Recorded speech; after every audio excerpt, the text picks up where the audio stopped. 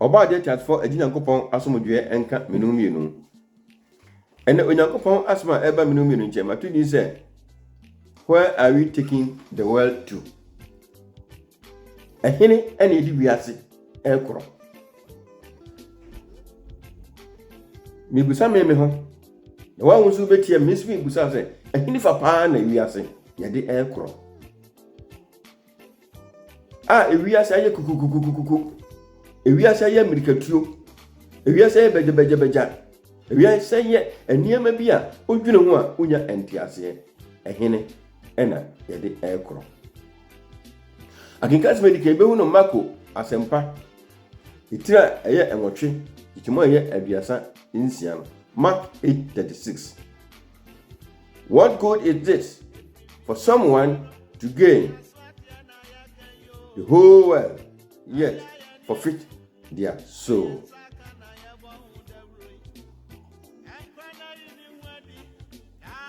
So benya wiase adwapade nyina na ohwere okra emfaso wompen ena emu enei yamayimu yedi ewiase etu America yenya di wiase anim ama wiase abedi akire si yehwe yempanimfo omo yamayimu a na Akufo Addo kansem bi o se oman a eyesika man oman a yatintasu a ififire adan ana ohia adoso yen a yetisika so nanso ohia aye doso ifiri empanimfo bi a wo mo edi ewiase etu America na omo nyuni se ewiase ombeja ho eniema omohwe nyina ombeja ho adwapade ohwe nyina ombeja ho apa ombo nyina ombeja ho asise nyina ombeja ho wo mo anwini saa de no ndiame yempanimfo semkampanimfo a na meka oman panimfo samka oman panimfo a enye nia osisiro nko a awoye panyine no na emum no na bedi akire wo mo a ehwe kwan wo mo a ehwe nsase wo mo a ehwe nsuo wo mo a hwese yenuane beyeyi wo mo a hwese ye mantem bebia no putoye ani biribia be kama wo mu nyina eye empanimfo ye hemfo nom ani ye sofo nom wo mu nyina eye empanimfo nyemusi ho ye hemfo bebrebe dodo no a edi ewiase etu America entino ensase mpo a sese ko de ma baakofo a na odi nsase no ato amani pa be miensa ensase se ko ton na ko di ya impuntuo makrumu na kruma no ejunya adwuma ye no na ono nko afa odi etu America na so nya sa nya ma nyina na ohwire kra no a emfaso wo ben eni wo mu ehene eni di wiase ekro eniema ewie nyina no ye besen agya ho awo asase so so bonu ya pona die ya ususu nu ya na so die ya ubudi nu ya mim na die ya emfaso ben ena abenya adi na abenya firim nyaminu ye ne benya firim se dako medan na ma sorry dako obedan no an sorry na eniema ye kokuru hwiase ye ntumi ane ye ko nyina no na ye japo arafunum aseminu ye ne hwe ne ma biye efrise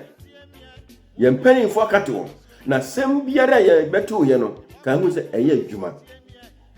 ye mpani fo se atemu bi ewo ho atemu bi eda ho atemu ebi ewo ho sani ewo papa no eni obone no sana atemu bone eni atemu papa enso ewo ho se hwe mai mu a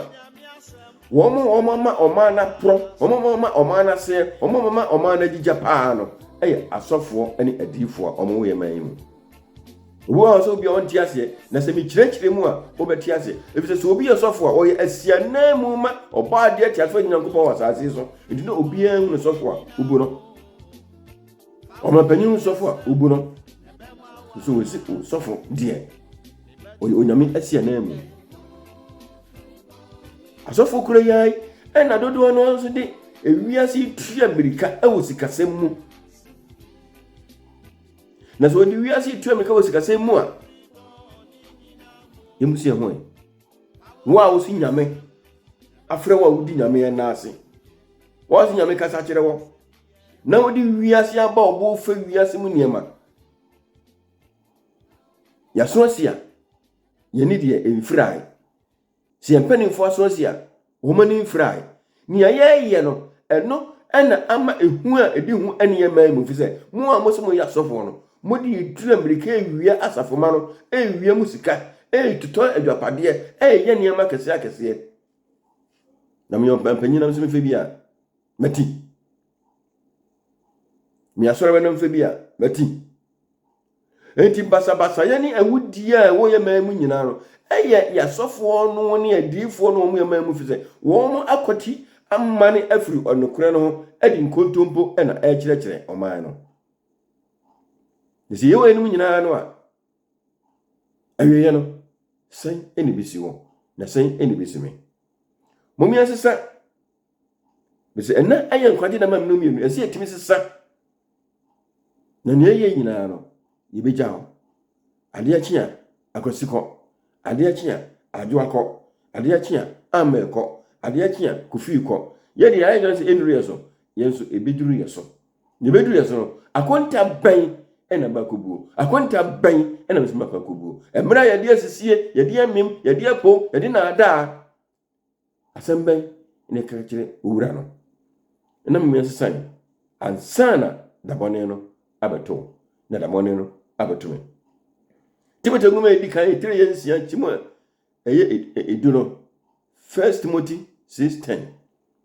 wose na bone nyina hini skapa binum di akire yira kwan no di ya bi wo wo mo ho na nka wo Nyankopɔn nipa de dwane wenu free from this na so mu a musu ye Nyankopɔn nipa no mu a musu ye nkirekirefo no mukura na mudi ewiase ni tu Amerika mu a na mudi wiase tu Amerika efisika di kwan boni bi fisika dada safuma fisika adada Ghana mama fisika no mani abo o mani moy enti onu so be fe kwan boni bi so dia pesika mumye awudie kese a awu emamu obetie si wo ya wura betie si wo ayira betie si atwa wo seti betie ayi wo sesei enkirekire ban ana mo kirekire sa ne eman atutu ye man mu ne onya we nim nyina na se yefede kra no a emfa so wo ban ene wo mu onyame asomdwe no enkam ne nkam nso amen.